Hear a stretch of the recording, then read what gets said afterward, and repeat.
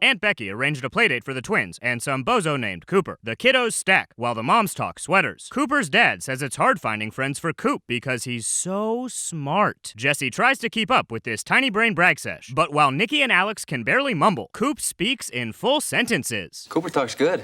Cooper talks well. Cooper's ready to get smacked at an 8th grade level. Coop's rents have been beating him with flashcards to get him into Booton Hall, the Bay Area's most prestigious preschool. Aunt Becky and Jesse have been less proactive with their morons. The most important choice a parent can make for his child is to pick the right preschool. I see why Cooper says dumb shit in other people's homes. They warn if these kids don't get on the fast track now, they'll wind up stupid failures sucking dick in alleyways to pay for sweaters. A, B, C, D, E, F, G. Go fuck yourself, Cooper. Danny's training for the Hypebeast Olympics. Kimmy got her license. She wants to take the gals for a ride in her brother's car, the Wild Thing. I have a rule. No daughters of mine are getting inside a vehicle called the Wild Thing. Weirdly specific rule, but its day has come. Jesse and Aunt Becky are overwhelmed by Booton's application. And not just because they have to spell Katsopolis. To make matters worse, Nikki and Alex are dumb. Joey comes in because he has no job. Jesse laments his boys are not Booton bound. Joey has an idea. Lie your sack off on that application. A dad who cares would give his kids an edge. And that edge is lying both your nuts off. If I don't lie for him, who will? I got $500,000 that says Aunt Becky could be persuaded. Danny's back from a road test with Kimmy. Flawless. No notes. He gives his blessing to ride that Wild Thing. Booton Hall called. The application was unbelievable. Impossible to believe. They want the boys to interview this afternoon. I'm gonna go give them a bath. Somehow they look smarter when they're clean. Might want to scrub those boneheads twice, Aunt Bex. Jesse wanted to impress Booton Hall, so he wore his fanciest chain and taco meat shirt. He confesses he made some itty-bitty lies on the application. Ambassador and Mrs. Katsopolis. Itty-witty-bitty lies. But worse than that, is this school spies on applicants through two-way glass? Psycho shit. They get front row tickets to Jesse jostling his kid's tiny brains and cleaning his nasty teeth. She reveals they've been observing as part of their super normal interview process. Then talks more about that fast track nonsense. Jesse and Becky will need to keep teaching at home to reap the school's benefits. Oh yeah, well, our kids love to reap. They love to reap what Aunt Becky sows. Jesse tries to bounce before the bilingual intelligence test when Aunt Becky comes clean. Jesse lied, but smart interview lady already deduced that, and doesn't care. It shows they want what's best for their kids? Huh.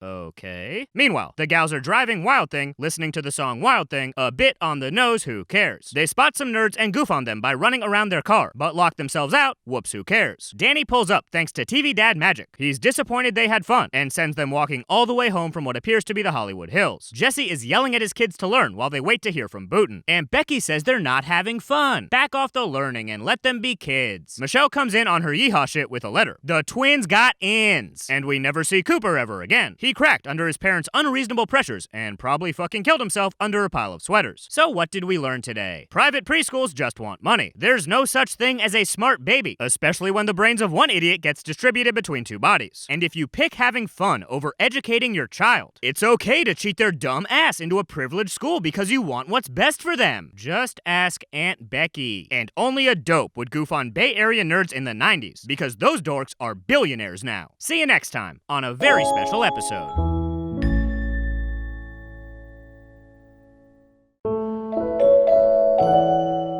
The fam serenades Michelle with Baby Beluga. Woof. DJ and Kimmy wisely rush past that nightmare. They're busy planning the school dance. They celebrate booking a shitty band. Kimmy tells DJ to invite Kevin to this dance they're ruining. But since DJ is a coward, Stephanie calls for her. Kevin says yes with no delay, because he's a horny 13-year-old and DJ has a pulse. Michelle can't stop listening to Baby Beluga. Who cares? DJ's ready to dance in her finest crime-fighting attire. Kimmy breaks the news that the band they booked bailed. DJ begs Jesse to fill in, assuring him she can get a killer backup band on short notice. He agrees before her fashion sense rubs off on him. Enter Kevin, who shops at the same ugly clothes store Kimmy and DJ frequent. This dance sucks. There's no music to dance to as Jesse has no band. DJ beckons her stud, but Kevin is parched for some punch. His pal with the scumbag haircut says he's tense. They know just the thing to help him unwind. I think they're going to teach Kevin about jacking off. Here comes Jesse's band. This dance is cursed. Jesse makes a big stink. His ego to talent and success ratio is staggering. Then his performance clears clears the dance floor faster than taco farts. DJ, thank God, found a stereo to play some music. Mind-blowing that wasn't the plan all along. But where is Kevin? These visionaries recognized that party tongued ass, so they started a much better party with beer. Very cool. Kevin offers his lady a sip, but she's no longer thirsty. She lambastes them and gets a one-way ticket to Splash City. Killer party. Kevin defends her honor and fetches some paper towels. DJ tells them to scram, then mocks them with their beer like it'll teach them a lesson. The dance was lame. Now we're having a party. DJ with a no-look behind-the-back self-snitch while doing nothing wrong. She tries to explain herself by snitching on those guys. But Jesse doesn't buy it as she smells like Nick Nolte's slippers. Time to go home. If he really wanted to punish her, he'd make her stay at that dance. Jesse rats on DJ, who once again rats on the fellas and swears she's not a liar. You weren't exactly honest about this marching backup band tonight. What now, you lying liar? Danny sends her smelly ass upstairs. DJ is pissed. She's in trouble for a crime she didn't commit. That's not supposed to happen to white ladies in America. It sucks. Almost as bad as that dance. She cries like a baby. Wah wah. You know, times like this, an ice cold brewski might be the ticket. DJ vows she will be vindicated. Meanwhile, the men try to crack the case of why a teen would try a beer. Peer pressure? Society? It's fun and delicious? Maybe they were going fishing. Stephanie reports DJ is innocent, but she's guilty of sneaking out just now to prove her innocence. Kimmy says the fellas got caught sipping that hallway hooch. They're suspended. I hate to say it, but they deserve it. DJ certainly did not hate to say that. DJ demands Kevin restores her reputation as boring, then interrogates him about that beer. Kevin only did it to loosen up. Something DJ should really try sometime. I'm really sorry. I know you are. Way to accept that apology, Deej. Kevin tells Danny and Jesse that DJ was telling the truth. I owe you a big apology. You really hurt my feelings. DJ might need some apology acceptance training. Jesse only got so angry because he's seen countless people ruin their entire lives with one beer. He warns that soon she'll have to make more tough decisions about drinking and drugs and sex. Hopefully this night will be a learning experience, to do the opposite next time one of those radical opportunities arises. So what did we learn today? If you plan the worst school dance of all time, don't be surprised when kids sneak off to get drunk. And you might as well drink with them, because you're going to get in trouble regardless. But all you need to do to get out of trouble is shift the blame on others and cry like a baby wah wah. Then get your new boyfriend to take the heat. And when someone apologizes, use that moment to make them feel worse. See you next time on a very special episode.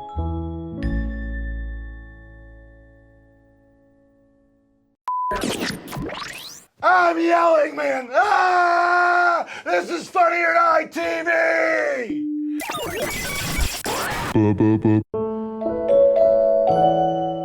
Stephanie has a note from school. It says she can't see for shit and needs glasses yesterday. She denies these baseless allegations by jamming her face an inch from the note to read it. Girl, it is time to check those peepers. What if they tell me I need glasses?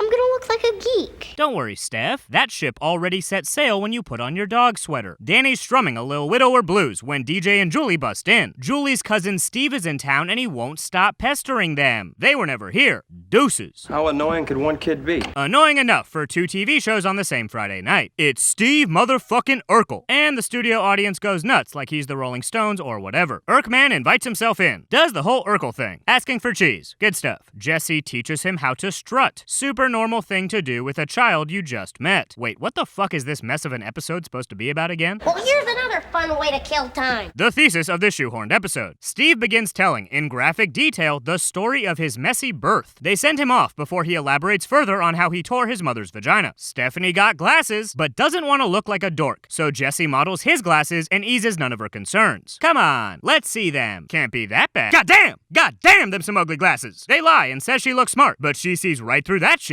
Doesn't even need her Coke bottle lenses. Stephanie confides in a golden retriever because her life is a lonely marathon of misery. She looks in the mirror and has a bad acid trip. It's San Francisco. They put the drugs right in the tap water. The gals try to ditch Urkel, but he's an unditchable nuisance. Human herpes. Why'd you talk like a Mickey Mouse? That's because I'm from Chicago. Suddenly, the gun violence statistics make sense. Stephanie sulks in. She doesn't want to be rude, but y'all need to get the fuck out. It's mopey solo time. Steve ushers them away, then corners Steph and demands to know her problemo. But she doesn't even know Steve. So he once again begins telling his disgusting miracle of childbirth tale. He's always got it loaded and ready to go. Stephanie mentions her new glasses. Steve welcomes her to the Spectacle Society and demonstrates how his frames turn him into a stud. Despite the fact that he has a Stefan Urkel character arc that proves the opposite 2 years from now, who cares? Steph doesn't want to get made fun of. Steve says make bullies laugh with you, not not at you. It's reading time and Steph has her face all upon her literature. Teacher tells her to throw them glass things on pronto. And boy oh boy, this redhead kid is chomping at the bit to bully her as soon as he hears glasses. Stephanie remembers Steve's sage advice and does some prop comedy. This should get her bullied worse, but these kids are dumb and like her lame shtick. The teacher puts an end to this lazy routine that is also bad. Joey finds Steph writing "I will not disrupt class" a bunch of times as a punishment. Great school. She confesses she borrowed Joey's funny glasses, and now they're in her teacher's desk where they can't hurt any more audiences. With or without your glasses, you are the most beautiful third grader I know. How many beautiful third graders you know, Joey? He has her take another look in the mirror, only this time not tripping balls. See? Nobody cares. Not even Stephanie. You know, I think you look pretty mature. Joey, how many third graders are you talking to like this? So what did we learn today? If a strange kid from another TV show waltzes into your home talking about cheese, teach him how to strut, then point him towards your daughter. But don't take his advice, because it will lead you down the hopeless road of prop comedy. A comedy so unfunny, it doesn't even belong on Full House. And nobody cares about your glasses. Nobody cares about you. You could drop dead today, and the world will still keep spinning. So just remember that if you ever feel down. See you next time on a very special episode.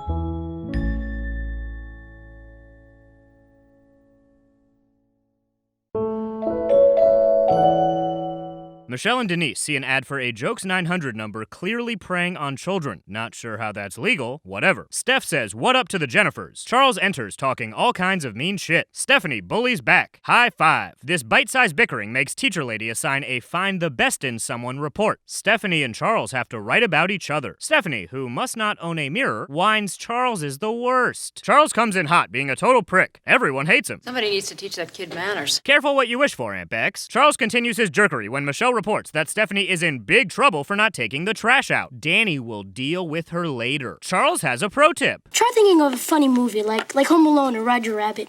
That's what I always do when I'm getting it. Wait, what? You know, when your dad's pounding you. Wait, what? Stephanie clarifies Danny does not hit her, then asks if Charles gets hit a lot. Steph, he built a blockbuster with a Charles pick section in his brain just to pass the time. The fuck you think? Charles changes the subject. Steph says he can trust her. I don't care if you swear on your mother's life. My mother is not alive. Mine's not alive either. I thought he liked Home Alone because a kid hurts adults. Turns out it's because the mom comes home in the end. Charles says his dad does slap him around, but it's Charles's fault for pissing him off. Something Charles does lately just by breathing. Maybe you should tell someone. What exactly do you think is going on here, Steph? Charles checks his watch. Oh no! He was supposed to be home when the big hand is on top of the face. Charles swears Steph to sad piano secrecy. I swear. Those chords are legally binding. Teacher lady has bad news. Charles had an accident. He asked his dad to play Street Fighter, but forgot they don't have a Super Nintendo. Stephanie battles her overwhelming urge to snitch. Michelle and Denise are telling their 900 number jokes. Stephanie doesn't want any jokes. She came to the right TV show. Danny got the phone bill. Michelle is busted. He tells Michelle that much like the writers on this show, bad jokes can be expensive. Then sends her to bed to think about her costly fuck-up. Michelle complains Father Hardass needs to lighten up. Steph defends Danny's status as a good daddy. They scream. Jesse breaks up this little lady commotion. He tells them to quit it. Michelle does. Steph does not. Some kids get punished a lot worse than that. Yeah, Jesse's gonna need you to elaborate on that one. But she promised to keep a secret. Jesse says some promises are made to be broken, just like the bones in Charles' legs. Stephanie tells Jesse about Charles, and how his dad gives him fist kisses every night before bed. Jesse is calling the cops. What Steph should have done yesterday. Charles update. Cops came and took him to a foster family. Stephanie, for some reason, freaks out that Charles is no longer getting pummeled. Jesse explains he's in a better place, far, far away from this show, and her tattling saved him, even though her tattle hesitation is what got his ass beat most recently. Steph hugs Danny even though he only got 2 medium pizzas to feed this giant family, making him a late contender for worst dad of this episode. So what did we learn today? If someone is shitty to you, it's safe to bet their life is hell at home, and kids do stuff that warrant a whooping, but don't whoop your kids, even if they run up a phone bill or suck ass like Charles. And don't keep secrets about domestic abuse, even if watching Roger Rabbit and Home Alone every day sounds like fun on paper. See you next time on a very special episode.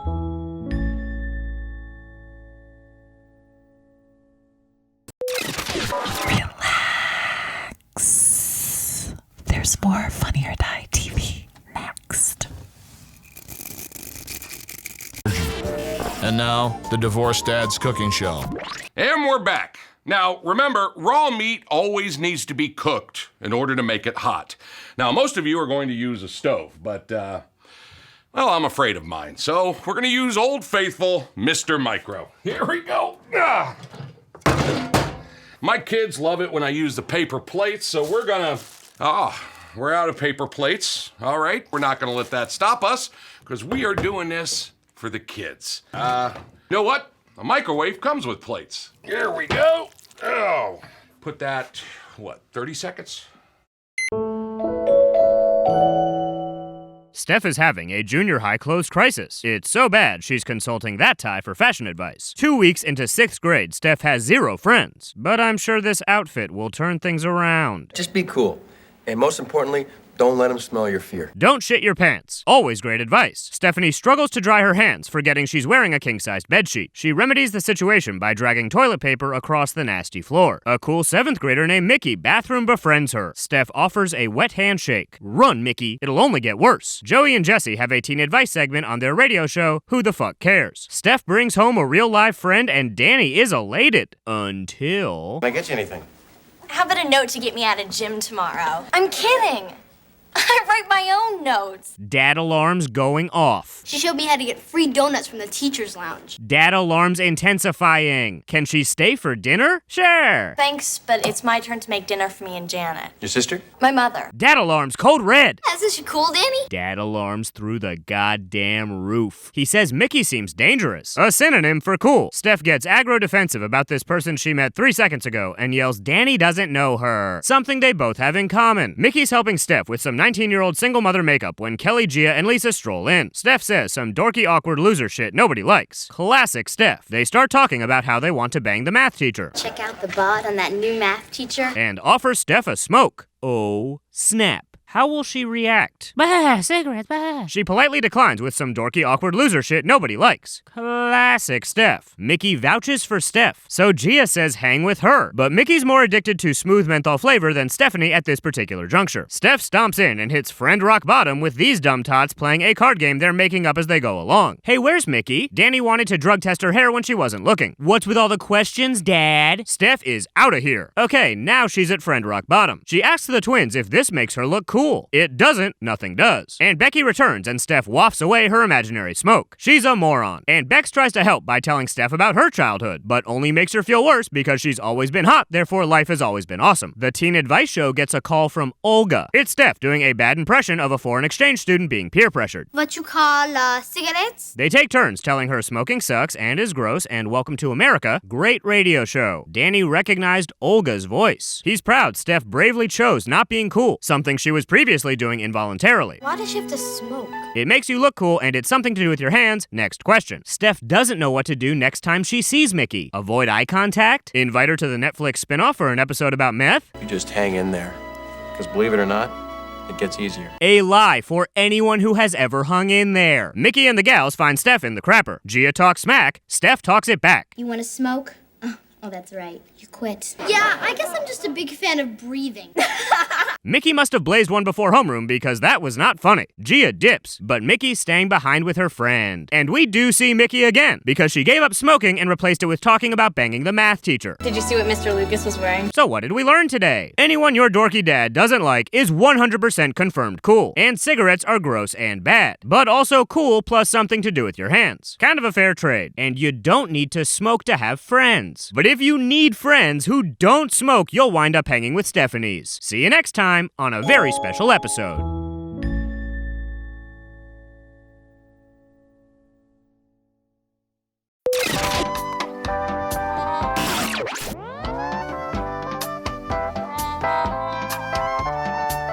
You're watching Funny or Die TV.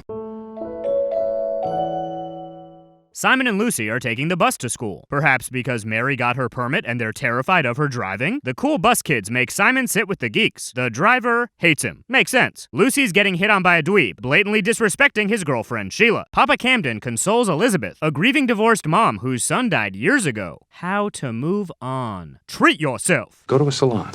Get a massage. Call in a housekeeper. Feel better by making someone do manual labor for you. Not the worst plan. Also, just kinda hope shit works out. If that's what you think we should do. Yeah, I do. I don't know. The worst plan. Matt spies a lady wearing overalls for two with car trouble. Despite knowing jack about cars, he investigates. The pregnant teen steals his wheels and peels out. Straight savage. Meanwhile, Simon brokers a deal where the nerds help the cools with their homework. Whatever. And Sheila's gonna cut a bitch for talking to her man. One time questions Matt, who reports a lady with a baby caught him slipping in the sunshine. But they're not buying it, as the car he's with has been reported stolen. Let's hope she loves that kid as much as stealing cars. Susie smiles, enters the salon, stoked. Happy to be alive. Elizabeth learns 3 years ago she got a heart transplant and will not shut the fuck up about it. Mama Camden waves to some random children and flexes that she bangs. Simon is the mayor of the bus now. Driver still hates him, makes sense. And Sheila's about to put hands on Lucy's throat to remind her where her air comes from. Elizabeth tells Eric about the jubilant woman with the heart of a corpse. You know, she donated her son's organs. Maybe that talker has his ticker. Hey, where the shit is Matt? There the shit is Matt. But until we can find a young pregnant woman who stole Matt's car, your son is officially a suspect for Grand Theft Auto. A sentence cops say all the time. Eric calls Heart Lady to his Jesus office. But her donor wasn't Elizabeth's son. Who cares? Sheila challenges Lucy to a fight backed by her juvie all-star posse. Officer Haircut found Matt's whip. Turns out Teresa, the future mom, is on the run from her parents and stole their car. Lucy tattles on Sheila, but Mary's still hurt. She picked the bus over her driving. Lucy explains they're only busing because they're ashamed of their prego mom. Now everyone knows Reverend Camden's been painting her church walls raw with his holy water. Something already clear as day, as there's 19 fucking kids in their family. Simon learns the bus geeks are actually dumb, and the peers they helped are failing. Whatever. Annie's body spasms are interrupted when Eric brings in Teresa the thief. He invited her parents over who don't know she's pregnant. Teresa apologizes and explains why she ran. My parents told me 1,000 times that if they ever found out I had sex, that they'd disown me. Yeah, this should go well. Lucy, to avoid a beating, runs to the family wagon. Simon does the same. The driver still hates him. Makes sense. These two kids are too soft for the school bus. Pathetic. Back home... Hey, where's the pregnant chick who stole Matt's car? Kitchen.